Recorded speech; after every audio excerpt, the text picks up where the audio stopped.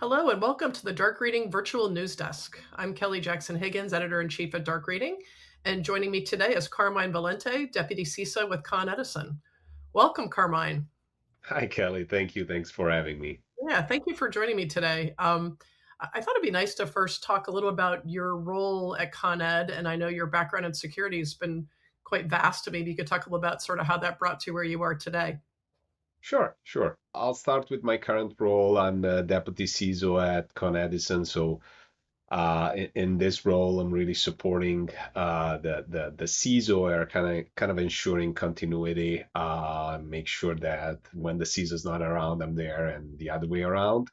I'm also responsible for the cybersecurity strategy and cybersecurity program management. Again, strategy goes by itself, program management, anything that goes around the tools that we use, our projects, internal projects and initiatives, our financials. And finally, I'm responsible for the what we call the business information security services, which is pretty much our BISOs, business information security officers across the different organizations at Con Ed. Um, Previous experience, I've been in the industry in cybersecurity for about 18 years, between being an advisor and working with EY and being a customer or client or industry. Um, I spent about 11 years with EY, 10, 11 years with EY across Europe, Africa, and the United States. I actually had the opportunity to kick off their cybersecurity practice in Italy. And then I spent about 8 years with Paramount Global as a vice president of cybersecurity risk, and uh, decided to move towards critical infrastructure, and so Con Edison recently. I joined Con Edison in the past couple of months. Great. So I think what really is interesting to me is this is your joining now sort of the new world of the intersection of IT and OT security in your organization. Talk a little bit about how you're bringing those worlds together at Con Ed and what maybe some of the challenges are. Yeah, this is a great point, Kelly. I would say that, and you'll hear me saying this, talking about cybersecurity as a whole throughout the conversation. But I think we are in a changing and a transitionary period, when it comes to cybersecurity, particularly also for OT and IT. It used to be these two separate silos, with OT focusing on uptime, physical security, availability, and IT focusing more on data, confidentiality, integrity. I feel the a couple of things, the definitely the evolution, quick evolution of cloud computing has been one, and the other thing is the opening of OT to the internet have made this two world converging very much, and so there is a very thin balance between converging and segregating the two words, and both can clearly provide benefits or additional threats.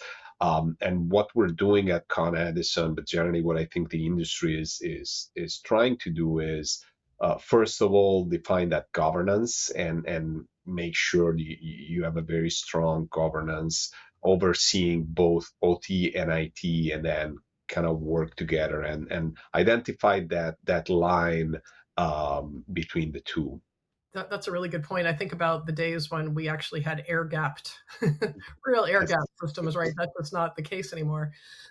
um, definitely that not. said, kind of what are the and I know right now we see mostly, on the OT side, we don't see a lot of attacks on the OT systems, more on the IT systems, all these companies, right? We see that more regularly. Are there specific threats right now, cyber threats that are kind of top of mind for you that you are, especially just strategizing about or concerned about? Yeah. And you're absolutely right. I feel generally we see a lot of these on the AT environment, but I would say, to my previous point, these two words are converging. So a lot of the typical threats that are top in mind, like ransomware attacks, supply chain attacks, are becoming very relevant also for OT. Um, the and I'm gonna start mentioning it, the introduction of AI, the introduction of AI, it has certainly added another layer,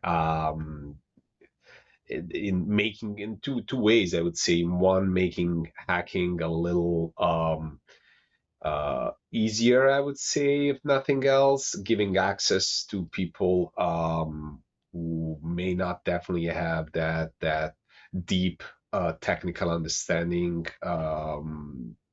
to and to the attack world and the threat environment world. But also, it has elevated the exploitation of existing vulnerabilities. So I think when you put together, again, the convergence between the two world, OT and IT, and when you put together AI and how much OT environments are being more and more exposed to the internet, I think generally, it opens up the OT world to the standard and classic cybersecurity threats that we see also in the IT environment. Yeah, so I was going to ask you if it was more about, opportunistic cybercrime or nation states, but I guess it probably doesn't really matter when it comes down to it because the same types of attacks are happening in a lot of cases anyway, right? And you have to just kind of be ready for all of them.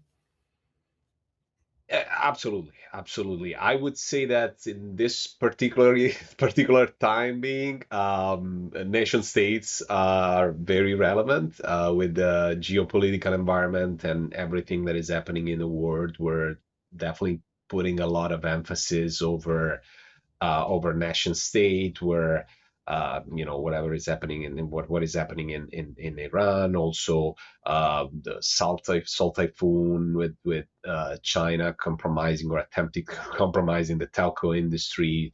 Uh, these are all really relevant elements. But I would say that uh, there is an element of convergence also in these two words, because we're seeing often nation state influencing act of activism, for example, and so creating also opportunistic attacks in that sense. To your point, the bottom line is we have to be ready for both, and nation state may be a little bit more complicated, and generally they tend to be a little bit more long term. But both opportunistic and nation state are definitely top of mind for us at Con Ed, but generally for the industry. Yeah, I think it's interesting how those two worlds are kind of graying a little bit, the types of threats, a little bit of overlap, but it still is, a cyber attack is a cyber attack, right? It's going to have the same wherever it came from. So that makes a lot of Yeah. sense. So I want to ask you a little bit about sort of cloud applications and how that might be um, affecting your strategy for endpoint and web applications. Are you seeing any sort of shift in how you look at endpoint security from the perspective of everyone has different apps now that are in the cloud on premise, and there's all these identities floating around out there? Does that affect how you're approaching security from the endpoint perspective? It does. It does. Definitely, we've seen an increase in SaaS application with the cloud revolution or evolution, whatever we want to call it. And so the browser has taken a very relevant role in the overall architecture. And so when you think of the concept of defense in depth, definitely the browser has become one of the key elements, and it's very funny because if you ask me the same question about a year ago, I would have probably answered in a very different way. So today I'm going to tell you that I do believe browser security is a key element as part of this transformation, and managing vulnerabilities at the endpoint level, I think that becomes really, really relevant and part of the overall defense in depth mechanism. But of course, endpoint security with classic technology like CrowdStrike or other similar technologies from Microsoft are still relevant and still critical to ensure security at the endpoint level. So shifting gears a little bit, you touched on AI on the threat side of things, but we're seeing a lot of agentic AI functions coming out of the security industry. Tell me a little bit about what Yeah. role you see that taking in your security operations. Like, how can you leverage that? Are you leveraging that? What do you think about what the future of that looks like? Yeah, no, it's a very interesting future we have ahead. I do think I'm gonna say that I generally tend to use the term, especially when it comes to SecOps. I generally tend to use the term evolution rather than introduction when it comes to AI. In some form, AI has been always present in SecOps. I still remember about 20, more than 20 years ago, my capstone for my bachelor degree in computer science was using machine learning for network anomaly detection. So we've always had tools within the SecOps security operations that would help um, kind of massage data and analyze big data to identify potential threats or potential anomalies or outliers. I think with generative AI, this is moving to a whole different level, and it's exciting. A lot of the known big names in the industry have already started to introduce generative AI capabilities in their offering. A lot of SIEMs are offering behavioral analysis, and I do think these are absolutely critical and absolutely relevant when it comes to security operation and can definitely provide a major added value. Yeah, there's a lot that you're right though. It's not like AI is a new thing, right? It's been out there in different machine learning aspects of it, right? And now the agentic stuff is really kind of taking off and making it easier to use, maybe too. So just we think a lot about like there was this conversation that was going on for so long in the industry that we're there's so many open roles, there's hard to get talent and the right roles and security teams, and I'm just curious what you see as like the biggest challenges for not just hiring for security operations teams, but keeping them skilled up with the next types of tools they need to use, or you know as some of these tools come in and automate some of their roles, how do you evolve their role? I remember doing a story several years ago that still hasn't Yeah, quite come to fruition, that the tier one SOC analyst job was going to go away, right? But it's still sort of there. yeah. But I was curious what you think about, like, what are the challenges for you in terms of your teams, just keeping them, skilled up and, and working in this sort of, constantly evolving, like you said, evolving environment. Yeah. Yeah, and it's a very good question. I would say to me the biggest component is culture.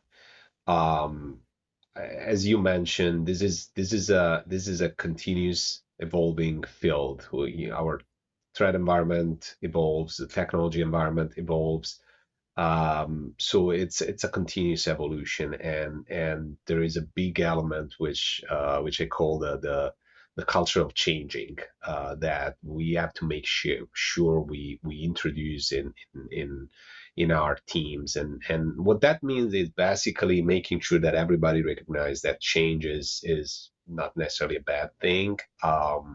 The interaction of things like AI, again, the evolution of cloud computing, the opening of OT to the internet are, yes, potential threats, but on the other hand are um, great opportunities for us to do our job better, to leverage again tools, agentic AI, to have our SOC focusing on high value targets rather than low risk elements. Um, I think that's the key. Identify that build that culture of change and make sure that everybody embrace that change and kind of can evolve with the practice, with the threat environment, with the technology environment, and so on. It seems like that's such a perfect theme for this industry. You know? Oh I yeah, mean, in some absolutely. ways, yeah, it's like a constant, right? There's nothing's ever stays the same. It evolves a lot and quickly. Um, but Yeah. yeah, no, that those are really, really interesting issues for your team, and it sounds like you were definitely thinking ahead with all the technology changes and threat evolution as well. Um, we're kind of coming up the end of our time, but I wanted to kind of give you a chance to share any final thoughts you have or any other insights you'd like to share. Yeah, no, I mean, listen, I think we are living a very exciting moment for the practice as a whole, cybersecurity. It's very interesting. Aside of all the changes that we're seeing in the technology space, again, AI is a major theme these days. I feel it's going to be interesting even to see how the people element is going to change, how people will approach at cybersecurity in a different way. When we started, my generation, it's never started in cybersecurity, kind of adapt into and grew into the cybersecurity world through the field. We're seeing now a lot more people coming out from with an academic background in cybersecurity. So it's exciting to see that it's solidified. The bases are solidifying, and there is this basic academic background which could eventually be uh, filled up with on-field experience. So I'm very excited to see what's going to happen and how people are going to start approaching cybersecurity and the technology environment and so on. So it's exciting. It's exciting, and I'm looking forward to see what's going to happen. Carmen, that was really, really interesting talking to you. Thank you so much. It's so nice to hear from Of course. practitioners in the industry about what you're seeing and sort of giving us a reality check here. So I really appreciate your taking time to sit here with me today on the Dark Reading Virtual News Desk. Thank you so much. Of course. Thanks for having me.